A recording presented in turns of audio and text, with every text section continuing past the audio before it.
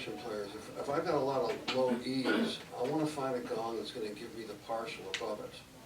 So if we listen to this again, listen to the gong, and you'll hear the fifth just a little bit under the pitch, which adds to the ominous. So in the warehouse, I don't know how many gongs I've got, but I've got them different sizes and different pitches to where I know which one I can get the partial out of. Sometimes I've got a gong with a hole in it, so I can bow really easily, because you get that bowed gong sound. You can get all kinds of partials like crazy. If you come up with one orchestrational trick like that in your career, you're doing great. There's actually one of the really cool things, a quick digression, Roger Norrington was looking at Brahms symphonies and was trying to figure out the tempos, and they found the parts for the premiere with the violin parts with the bowings. And they looked at these bowings were covering these huge phrases, which meant that it had to go a lot faster, otherwise you would have had to change bowings, so they could kind of figure out the tempo for the first performance from what the bowings were for the, unless they had really long bows. But that's a joke. I'm here tonight, try the viol. Yeah. Tempi wagers. We're here all week, folks.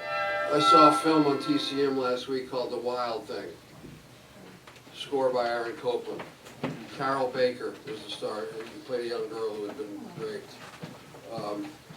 I didn't really watch the film for the story because I heard the main title and I went, wait a minute, who's doing this? And then when his name came up and said Aaron Copland, okay, I'm listening to this, I don't care about the story. Anyway, if you get an opportunity, The Wild Thing, I don't know what, might have been late 50s, early 60s. You know, Copland, whew, exactly. Oh, but these dramatic pauses are not little. If you listen to Bernstein's performance, he milks each one of those pauses, and Dudamel does too. Let's go back. The other thing is, it can't be really that soft a mallet that it doesn't have the dictation of the mark. When I do this thing, I've got one of my harder mallets, so you've got a ba. And if you give the orchestra that thing, you know, they'll more or less adhere to it.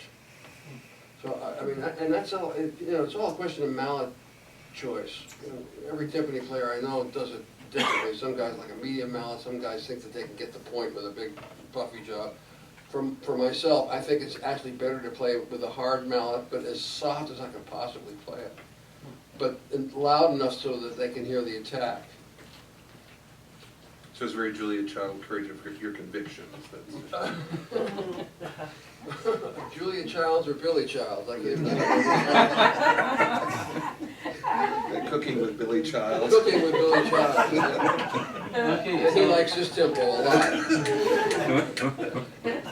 There is, however, one cool thing, which is the Orange County Register, how, I don't know, but they filmed Skeleton Dance with the live orchestra. It's just a static shot, and then they put the cartoon up in the corner. So we're going to run all of Skeleton Dance. You can see the cartoon and you can hear the live performance. The orchestra for this is one flute, which doubles on piccolo, one clarinet, which doubles on bass clarinet, one violin, one cello, one trumpet, one trombone, and a tuba, and then 3 percussionists. So that's the whole orchestra for this. And so this will give you a sense of what at least one of the elements of the concert was. That was the percussion. So this is one of the Disney metronomes, and as you can see, they had replaced on the sides, instead of having just the metronome markings, you've now got frame markings. So you know, like. And everything pretty much matches up. You've got like 10 frames. This is slightly off, but 10 frames is 144, 12 frames is 120, 16 frames is 90. Animators always thought in feet and frames. They didn't do minutes and seconds. They didn't think that way. They tried to figure out, well, how are we going to synchronize the orchestra? This is before the days of click tracks. How are we going to synchronize the orchestra with what's happening on the screen? So we go to the next picture. Walt came up with the idea of animating a bouncing ball that's on the side there. Later the soundtrack will go in there. This is from Steamboat Willie. So he goes to New York to record the orchestra, and the bouncing ball bounces up and down, given a beat for the conductor, and that way the orchestra can stay in sync with the picture. The problem is, and that was, and he was scoring it like he would have scored a silent movie, and that's the thing, is so many of these early cartoons were scored like silent movies. You got 8 16-bar phrases for the most part. You know, you got a stretch of film, you see where's the closest beat that an action happens, and you put a sound effect there. One of the things I'm just going to mention creatively is that these guys turn this stuff out pretty quickly, but the music, one of the things about the music is that when a motif, an idea, a melody is repeated, it is never ever orchestrated the same way. They always do something different with it. And that's part of, I realized after working on so much of this stuff, what keeps it fresh, is it's always different. Even it's exact same phrase, it'll be orchestrated slightly differently, and which is a nightmare when you're doing the copy work, because, you know, I'd really like to copy and paste. But there are two books that I can't recommend enough. One is Robert Russell Bennett's orchestration book. It's called Instrumentally Speaking. And Robert Russell Bennett, as you may know, orchestrated over 300 Broadway shows, and did a lot of work out here in Hollywood as well. And one of the very first things that he does at the beginning, and he talks about the music arranger in the theater, is he presents you with a chord. And so it's a D flat major 7. Imagine you have middle C, D flat F, A flat C. And so D flat major 7, and then add double the C on the bottom. And he says, okay, you've got 2 trumpets, 2 trombones, and a French horn. How are you going to voice it?